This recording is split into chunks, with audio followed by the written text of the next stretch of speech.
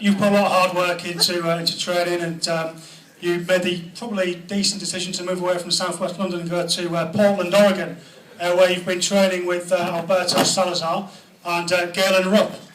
And how much of a help was that having a teammate and a coach with you? Because obviously you came second in the 10,000 metres as well. Yeah, no, it was amazing because previous years I was the double European champion, and I've always come like 5th, 6th, but something was missing, and it was just only 1%, 2%. And the reason why I sort of moved my whole family and myself was I was sick of coming 6th, 7th, and no one knew about me. And then I was like, something have to change, and my coach here before he did a great job, and he got me to that level. But it just, one second couldn't be sort of winning and coming 6th. That's the difference. And having training in facility in America, there was facilities that were sort of a lot more advanced, and it's helped me a lot. And Alberto Salazar and also my training partner Galen Robb, so we do everything together.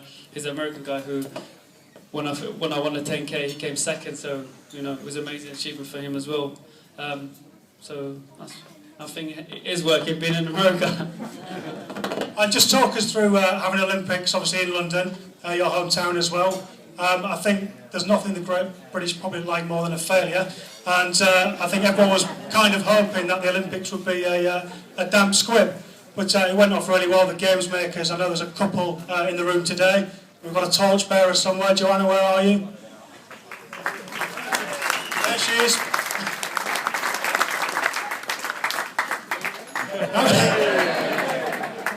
How special was it to have in your home country? And obviously, I think a lot of people here went down to the track and cheered you on. I just went there one day, and it was a fantastic atmosphere. It was an amazing atmosphere. Beijing was the previous Olympics, and what they did there was like really good, and we thought we can't live up to it. And for them, everything was perfect, even the stadium running. But we did much better. We got really into it, and for me personally, I run in front of 80,000 people. It's amazing. Everybody just shouting out your name. That's it. It's never going to get any better than that. It might get a little better. Can we have 300 more votes, please?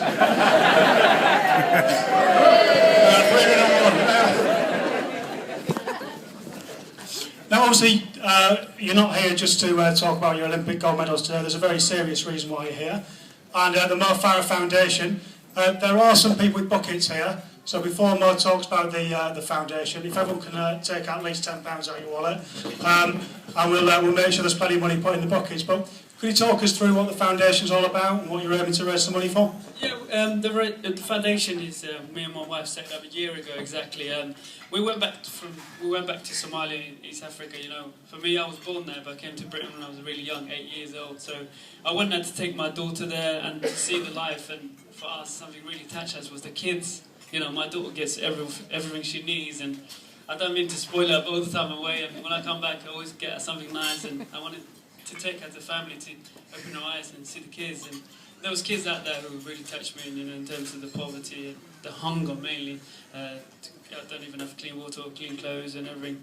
So for us, we wanted to give something back, and help people who needs. And when we set up charity, and for us, we've got 17 water wells where people can have clean water. We distribute food for the hunger. So we are making different, and our aim was for the first year just try and do something. And first thing I ever got was my running first where I won Glasgow, broke the British record. I auctioned now and got some money for it, and then from there, sort of charity just been growing. But we want to make it different of kids, and particularly, very lucky to have here what we need, but there's kids out there who needs our help, and in terms of you just don't want to see kids in that situation. So we are making it different, and hopefully the charity can grow. And mainly sort of when we're giving out clean water wells and everything else. And in terms of later on in the future, we'll be able to support them so they can support themselves. There's no point giving someone something and then they're thinking they're going to get that all the time. You have to work for it, like myself, hard work and grafted. So we want to change that, and our aim is to keep growing, and hopefully later on down the line, as I've talked to my wife not too long ago, to come back as well in terms of sports academy and everything else, and hope the charity can grow. Yeah. And do you have a figure in mind you're trying to raise this year? Don't have a clue. We had a... There are some very wealthy people in this room. Just let's make it different, and for every one of us, we can make it different. That's how, it doesn't matter what you put into it. As long as you know in your heart you are making a difference, even if it's £1 or £10 or I don't know what amount. As long as you're making a difference, and that's the important part. Excellent. On the subject of auctions, those of you who have managed to walk past it, there's some items down here in a silent auction. All the proceeds will go to the Mo Farah Foundation. Last question from me, Mo. You're obviously a keen rugby fan. Your local team, Harlequins. Can we have a score prediction today, please?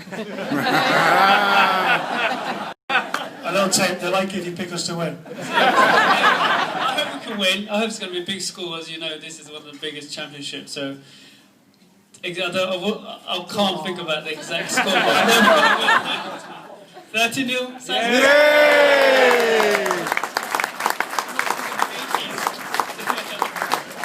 We'll take a couple of questions from the floor if anybody's got any, if that's all right.